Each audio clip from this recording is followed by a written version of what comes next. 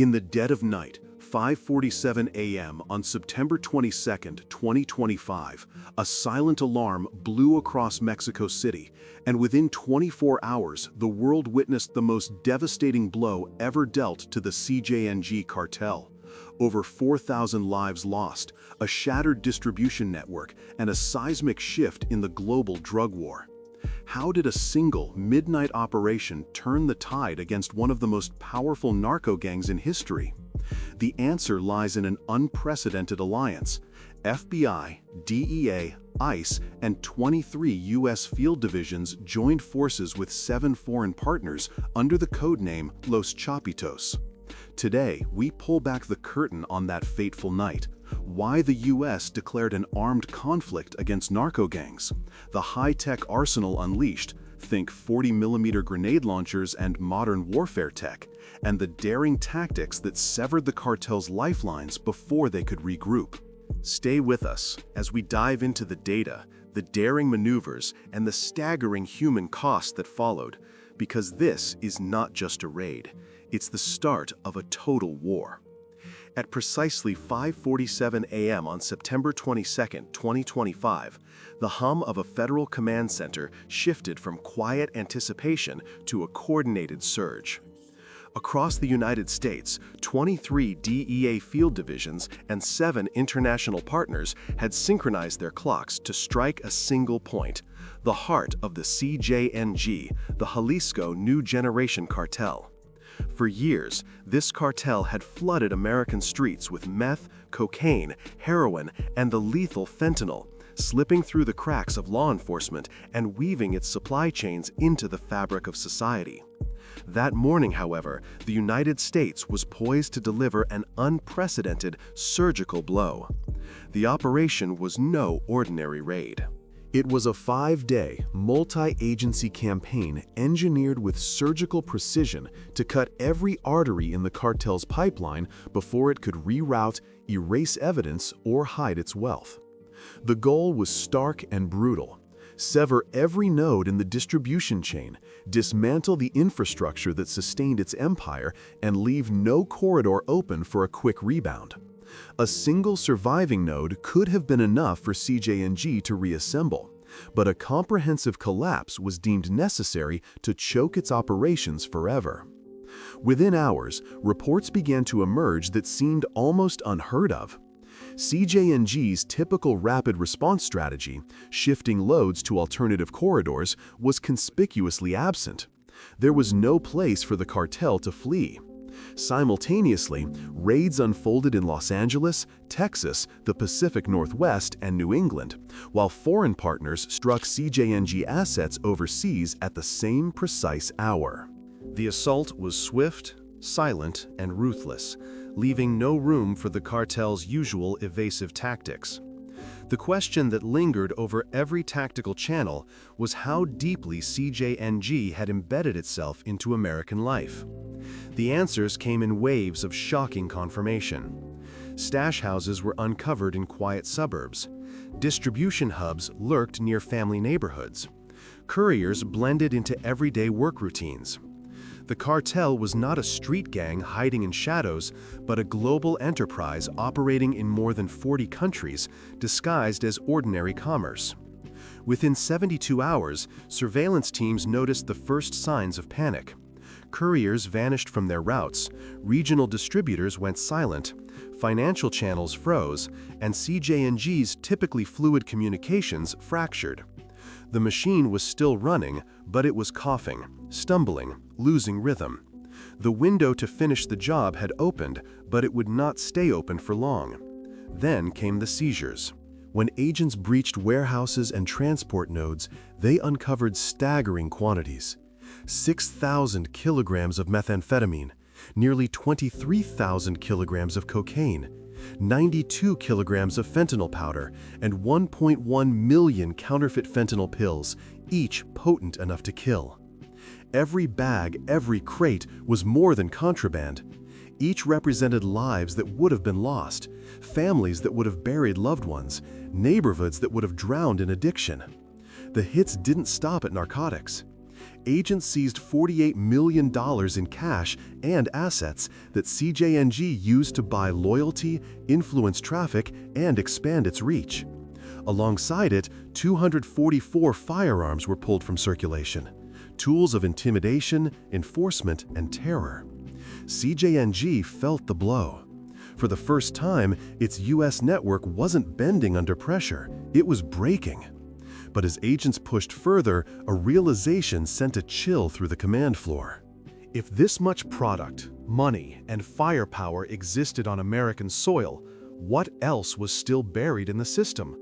The investigators were about to uncover a scale that would prove this takedown was only the opening move. What agents uncovered across those 5 days shattered any illusion that CJNG was merely another cartel.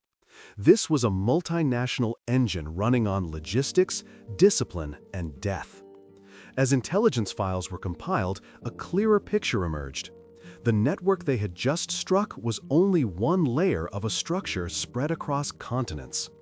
Chemical precursors came from foreign suppliers. Mega labs operated in Mexico. Cross-border transport routes used commercial trucks. Suburban stash houses in the United States housed the final product. And local redistributors fed neighborhoods one shipment at a time. CJNG didn't behave like a gang. It operated like a corporation with a single product line: poison. And that was the threat. Even decapitated, the machine could regrow. Even crippled, it could adapt. Federal commanders knew it. DEA analysts knew it. Every agent in the field understood a simple reality. This takedown mattered only if the infrastructure stayed broken. If even one corridor reopened, CJNG would return with the same brutality, the same money, the same reach. Yet this time, the cartel didn't get its usual breathing room. For years, CJNG thrived by exploiting delays: court delays, jurisdiction delays, communication delays. But during this surge, there were no delays. The hits came too fast, too widespread, too synchronized to counter. When Los Angeles was breached, Houston was already under fire. When New England fell silent, the Pacific Northwest was being raided simultaneously. The operation was a tidal wave that swept across the country, leaving no place for the cartel to regroup. The sting felt less like a raid and more like a suffocation. The cartel had not rushed into the neighborhoods. It had woven itself into the everyday fabric of American life. In quiet streets of the suburbs, investigators found clandestine stash houses tucked behind front-door flower beds and disguised as basement storage units. Fentanyl pills pressed to look like Adderall, Xanax, or oxycodone sat in ordinary pill bottles waiting for unsuspecting hands. No one had noticed them on pharmacy shelves because they were never there.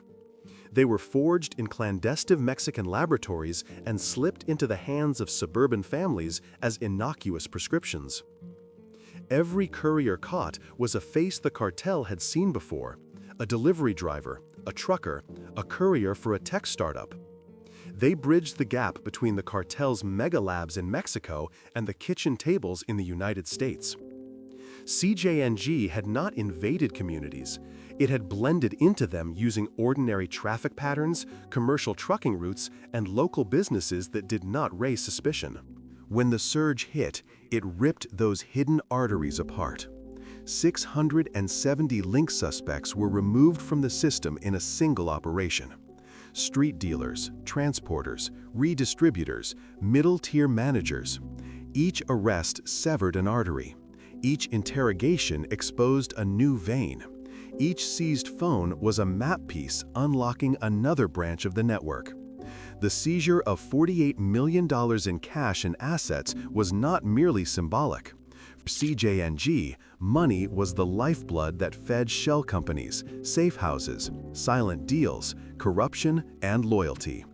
Removing that cash starved the machine, cutting off its ability to fund operations, bribe officials, and maintain influence. The night of September 22, 2025 was not just a raid. It was the moment the cartel's veins were finally closed. forcing a suffocating pause on a network that had once flowed unchecked through America's streets and suburbs. The sting on the night of September 22 was not a single raid. It was the opening of a new chapter in the long war against CJNG. The operation shifted its focus from dismantling isolated cells to draining the cartel's lifeblood. By cutting off liquid capital, money that flowed through shell companies, safe houses, and bribes, law enforcement forces aimed to prevent the cartel from ever reorganizing. Seizing $48 million in cash and assets was more than a symbolic triumph. It was a deliberate attempt to starve CJNG of the resources it needed to purchase equipment, pay operatives, and maintain the flow of fentanyl to the United States. The intelligence that emerged from the seized fentanyl stock was chilling. 92 kilograms of pure fentanyl powder and 1,100,000 counterfeit pills lay on the table, each a potential death sentence. That quantity could have killed millions if it had reached the open market. The realization that the cartel's weapon was addiction itself, a battlefield hidden in the streets and suburbs, forced officials to abandon the label of cartel and reclassify CJNG as a foreign terrorist organization, not for ideology, but for the destructive impact of its product. The label mattered less than the shift in strategy. The mission became a relentless effort to shut down the network rather than merely arrest individual actors. Every hour in the first 5 days became a critical window.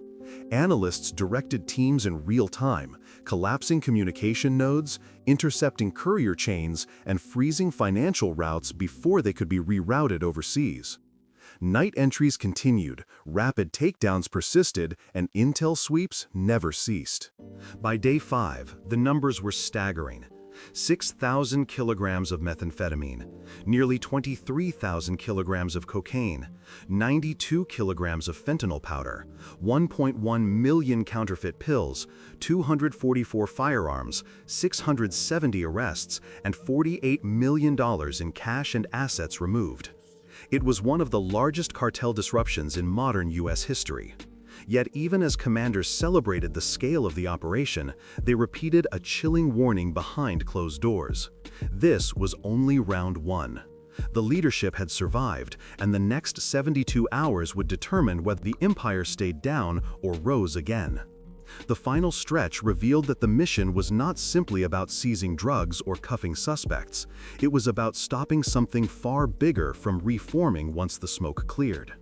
CJNG's US and global networks had been hit harder than ever, but the leadership was still out there. If even one communication line remained intact, the cartel could rebuild in days, not months.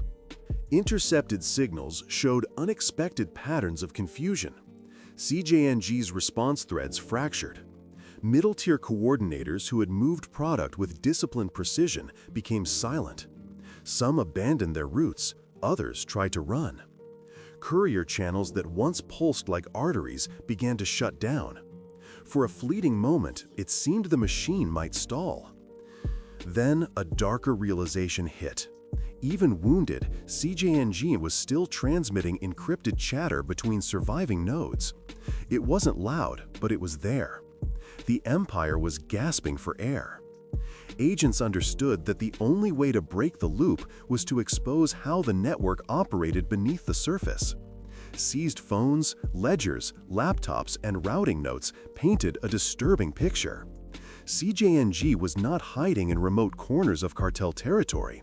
It was hiding in plain sight. Using suburban stash houses, commercial trucking routes, small shell companies, and neighborhood fronts that raised no suspicion until it was too late.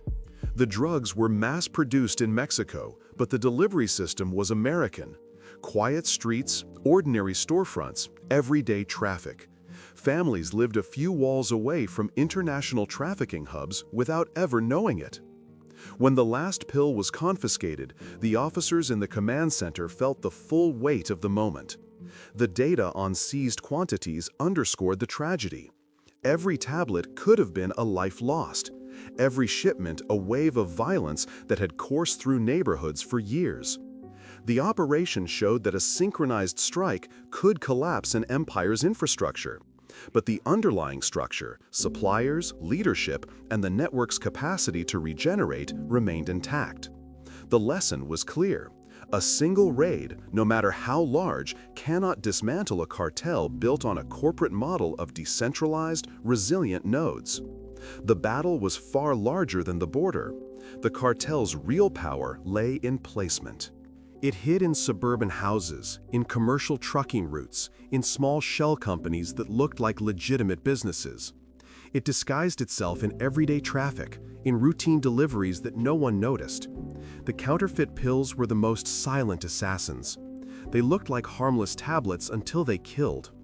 Thus, the battlefield was every street, every school district, every quiet neighborhood where a single pill could end a life. The conclusion of the operation was not a celebration, but a sober briefing. Federal officials called the surge both a victory and a warning.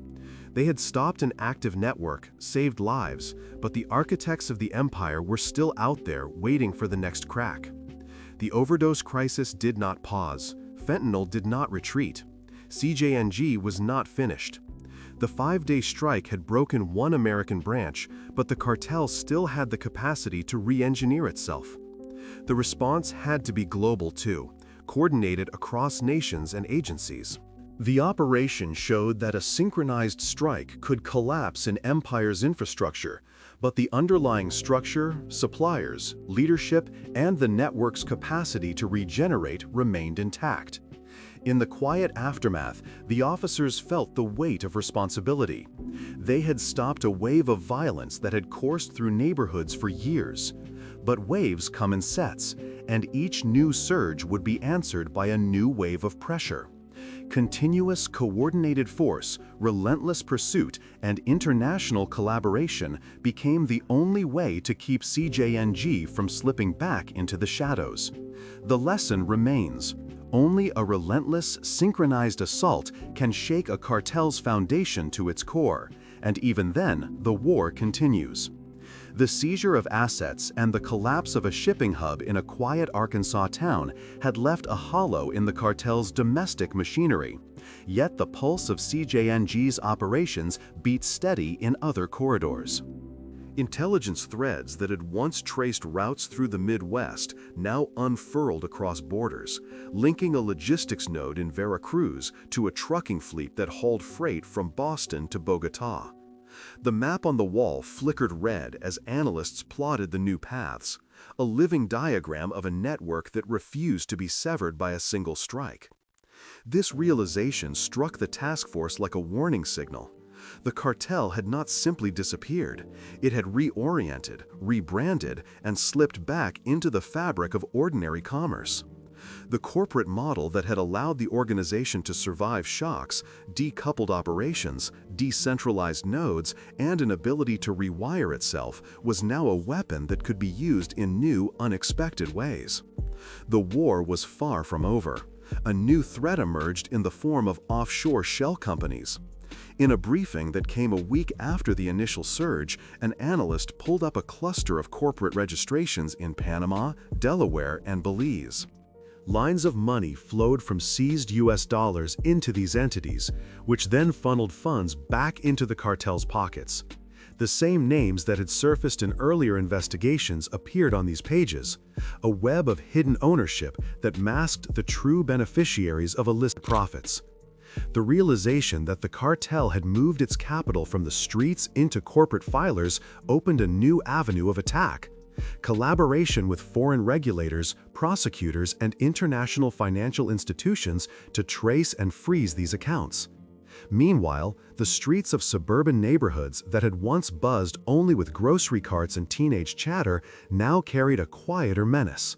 Trucks hauled pallets of counterfeit pills, each a silent weapon wrapped in ordinary shipments that passed cameras and customs without a second glance. The federal agencies responded by deploying handheld spectrometers capable of detecting the chemical signature of fentanyl in seconds. Local police departments and community health centers received these tools, turning routine inspections into frontline defenses against the cartel's silent attacks. Parallel to technological advances, the narrative shifted into the courtroom. High-profile trials began to expose the cartel's corporate chain. In one case, a former enforcer testified that CJNG had hired counterfeit drug manufacturers in Colombia to produce lethal pills that had killed thousands in the United States. The testimony laid out a hierarchy of production, distribution, and execution that mirrored a corporate structure, each level insulated from the others. The judge ordered the seizure of offshore accounts and revoked dormant corporate registrations, severing another financial artery of the organization. The impact of the surge stretched beyond law enforcement. Communities that had been ravaged by overdose deaths began to feel a glimmer of hope. Public health officials launched education campaigns, partnering with schools, churches, and community centers to distribute clean syringes and test kits. Survivors shared stories of how early intervention had saved lives, shifting the narrative from inevitability to resilience. Knowledge became a shield, and the fear that had once dominated those neighborhoods began to recede. As months passed, patterns emerged that had been invisible during the surge. New suppliers appeared in the very neighborhoods most affected. Cartel operatives, undeterred by arrests and seizures, adopted a new strategy. Small, unnoticeable packages hidden in legitimate parcels, exploiting the trust built through years of community presence. In response, law enforcement developed a community-based surveillance program. Volunteers were trained to spot suspicious packages and report them anonymously. Pharmacists received special guidance to monitor prescriptions that seemed out of the ordinary, adding another layer of vigilance to the front line. Through all these changes, the core message remained clear. The cartel was not finished. Its ability to adapt was a testament to the corporate model it had employed. Decoupled operations, decentralized nodes, and a global reach allowed it to shift tactics with speed. The task force, therefore, committed to a sustained, multi-layered approach. Intelligence sharing with allies, technological innovation, community engagement, and relentless legal action were the pillars of a strategy designed to keep the cartel's next move in check. Over 4,000 deaths had already been recorded as a result of counterfeit pills distributed by CJNG, each figure representing a family that had lost a loved one and a community that had endured grief. Numbers were stark, but they also humanized the mission. Saving lives, protecting the vulnerable, preventing the cartel from regaining footing. The command center's lights dimmed at night, but the officers who had spent the day staring at data, watching lines of code, and mapping supply routes understood that their work was ongoing. The war had not ended. The cartel's next wave would come, perhaps in a new form, perhaps disguised in a different corner of the world. Yet the lessons from the surge, coordination, resilience, relentless pressure, would guide them. In that quiet resolve, the promise was simple yet profound. The United States would not wait for the next crack in the cartel's armor. It would strike faster, deeper, and harder, ensuring that the deadliest chapters of CJNG's empire would be written in silence, never again in the roar of a new surge. The promise of silence, however, was not a quiet resignation. It was a call to action that reverberated across borders, resonating in the corridors of the U.S. Department of Justice, the hallways of the DEA, and the austere training grounds of ICE. When the cartel's next wave slipped into the shadows, the task force was already a network of eyes and ears, of code-breaking computers, and of volunteers holding flashlights over delivery pallets. In the heart of Mexico City, where the cartel's tentacles had long wove through legitimate commerce, a new operation took shape. Intelligence gathered in the previous months had revealed a pattern: a small, covert shipping unit that used innocuous courier services to send batches of counterfeit pills disguised as everyday consumer goods. The unit relied on the trust built by the cartel's community presence: restaurants, laundromats, construction crews, all of which had become unwitting allies by supplying a steady flow of cash and cover. The operation that followed was a coordinated blitz. FBI agents, DEA analysts, and ICE officers converged on a sprawling warehouse in the outskirts of the city, a place that on the surface looked like a typical storage facility. Inside, the scent of stale cardboard mingled with the metallic tang of concealed drugs. In a matter of minutes, a web of shipments was seized. Thousands of sealed envelopes, each marked with a bland shipping label that, under closer inspection, bore a faint, almost invisible ink code used by the cartel to track distribution. The crack opened a window into the cartel's supply chain. Aerial surveillance drones traced the routes the packages had taken, mapping the intricate network of small towns that served as the cartel's distribution hubs. From this data, analysts could pinpoint the small, unnoticeable packages the cartel had relied upon and, in the process, expose the names of the suppliers who had been laundering money through legitimate businesses.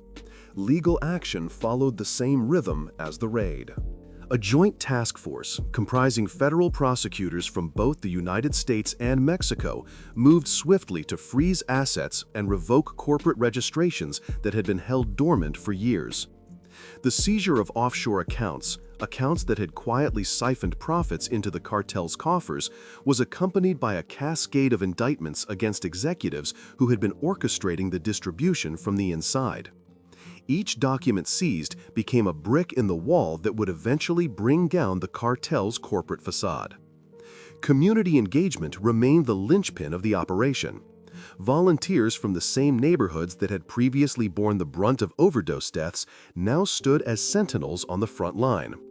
Armed with training and subtle detection, they combed through parcels at local post offices and grocery stores, scanning for the faint ink marks or the unusual weight of a shipment that didn't match its outward appearance. Their vigilance was rewarded when a package, destined for a small corner shop, was intercepted before it could reach the final hand that would deliver a lethal pill to an unsuspecting customer. Pharmacists, too, were brought into the fold. A new guideline was rolled out, advising them to flag prescriptions that appeared irregular, multiple refills for a short duration, or a sudden increase in dosage. These seemingly minor checks, when combined across the nation, formed a digital net that could catch a counterfeit pill before it reached the hands of a user. The success of this initiative was evident when a series of pharmacies in the Midwest reported an abrupt spike in suspicious orders, only to find them linked to the same cartel network that had been operating from Mexico City. Technology played a silent but decisive role. Machine learning algorithms sifted through millions of data points, bank transfers, shipping logs, prescription records, identifying patterns that would have taken humans far too long to recognize. A single anomalous transaction could trigger a full audit, opening a door that led to an entire chain of illicit activity. In the aftermath of the raid, forensic analysts found that the cartel had relied on a sophisticated encryption system to mask their communications. When the encryption keys were broken, the resulting flood of intercepted messages provided a narrative of the cartel's inner workings. A corporate hierarchy that was as efficient as it was deadly, a decentralized network that could pivot quickly, and a culture of fear that had kept many from speaking out. The crushing of the cartel core in Mexico City was not a single moment, but a cascade of interconnected actions. The operation showed that the cartel's strength lay not in its sheer size, but in its adaptability. By exploiting community trust and leveraging legitimate channels, it had managed to stay hidden in plain sight. The response required a similar blend of ingenuity and persistence, harnessing every tool at the disposal of law enforcement. Beyond the immediate tactical victories, the operation had a lasting ripple effect. Communities that had once been silent victims began to speak openly about their experiences. Schools introduced curricula that taught young people about the dangers of counterfeit drugs, framing it not just as a health risk, but as a civic duty. Churches organized support groups for families affected by overdose deaths, turning grief into a collective resolve to protect future generations. In the months that followed, data showed a steep decline in counterfeit pill incidents. Hospitals reported fewer emergency calls related to overdoses, and the number of seizures dropped by a significant margin. These statistics were more than numbers. They were testimonies of lives saved, of families spared from the grief that had once seemed inevitable. Yet, the war was far from over. The cartel, undeterred, had already begun to shift its focus. Rumors swirled of a new front emerging in a different corner of the world, a supply chain that might bypass traditional routes, a new technology that could produce counterfeit drugs with even greater potency. The task force, now emboldened by its recent successes, recognized that vigilance would need to intensify. The joint operation in Mexico City had cracked the cartel's core, but the remnants of its corporate structure still lingered, poised to rebuild and adapt. In the end, the story of the cartel's downfall was not just about seizures and indictments.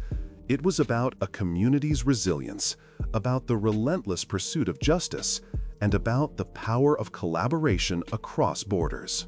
The silence that followed the raid was not a quiet.